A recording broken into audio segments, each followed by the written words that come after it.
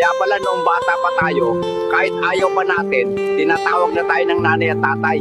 Halika na, kumain na tayo sabay-sabay. Akala natin noon, simpleng hapunan lang, simpleng ulam, simpleng tawag, simpleng upo sa iisang mesa. Pero habang tumatanda tayo, doon natin unti-unting nauunawaan. Hindi pala pagkain ang gusto nilang pagsabayin. Tayo pala, puso natin. Yung pagkakataong magkakasama pa tayo. Dahil darating ang araw na may kanya-kanya na tayong buhay.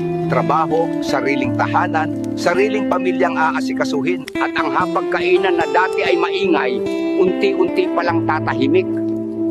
Kaya pala nila tayo pinipilit noon. Kasi darating ang araw na mamimiss natin ang mga upuang bakante, ang tawanan, yung simpleng tanong na, kumain ka na ba anak?